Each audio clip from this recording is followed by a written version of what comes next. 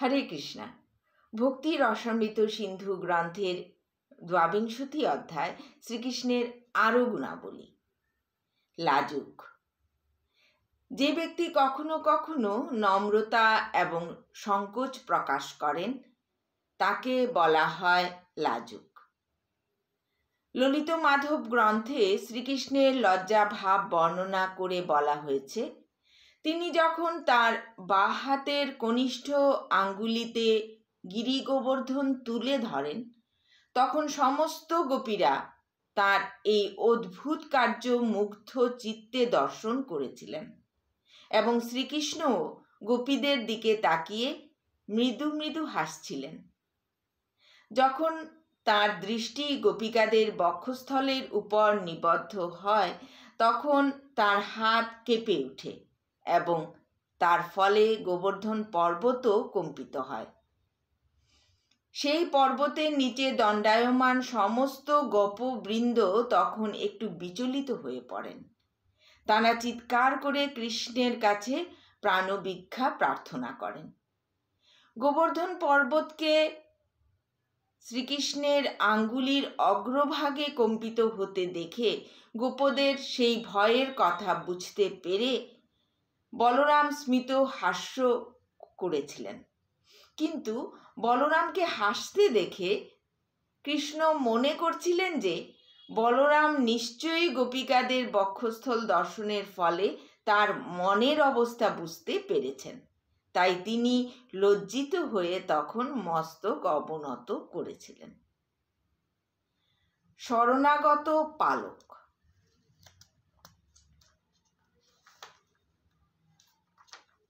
শ্রীকৃষ্ণ সমস্ত শরণাগত জীবের রক্ষক।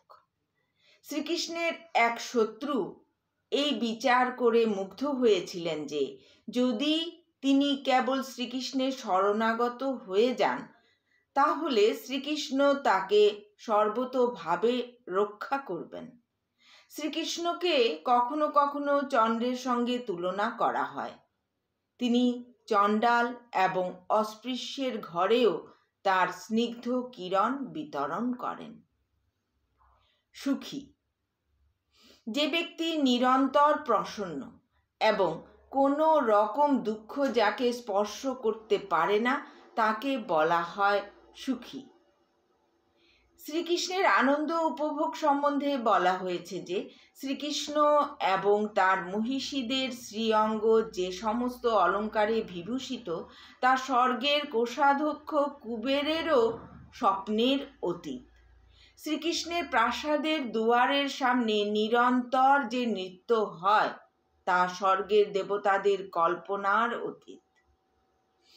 স্বর্গলোকে ইন্দ্র সর্বক্ষণ অপ্সরাদের নৃত্য দর্শন করেন, কিন্তু শ্রীকৃষ্ণের প্রাসাদের দুয়ারে যে নৃত্য হয় তার সৌন্দর্য ইন্দ্র পর্যন্ত কল্পনা করতে পারেন না। গৌরীর থেকেও অধিক সুন্দরী এবং চন্দ্রকলার থেকেও অধিক পূর্ণ রমণীরা নিরন্তর শ্রীকৃষ্ণের অন্তঃপুরে তার সঙ্গে নিবাস করতেন। সুতরাং শ্রীকৃষ্ণের থেকে অধিক আনন্দ কে উপভোগ করতে পারে? আনন্দ উপভোগের 3টি উপকরণ হচ্ছে সুন্দরী রমণী, অলঙ্কার এবং ধন। এর সব কটি শ্রীকৃষ্ণের প্রাসাদে অপর্যাপ্ত পরিমাণে বিদ্যমান ছিল, যে সম্বন্ধে অনুমান করতে গিয়ে কুবের, ইন্দ্র এবং শিবেরও কল্পনা পরাস্ত হয়ে যায়। লেশমাত্র দুঃখ কখনো শ্রীকৃষ্ণকে স্পর্শ করতে পারে না। এক সময়ে কয়েকজন গোপিকা যাজ্ঞিক ব্রাহ্মণদের পত্নীদের কাছে গিয়ে বলেছিলেন, হে ব্রাহ্মণ পত্নীগণ, তোমরা জেনে রাখো যে শ্রীকৃষ্ণকে দুঃখের লেশও স্পর্শ করতে পারে না।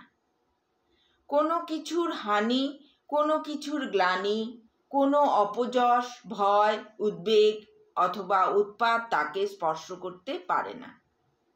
তিনি কেবল ব্রজাঙ্গনা পরিবৃত হয়ে তাদের সঙ্গে রাসনৃত্য উপভোগ করেন।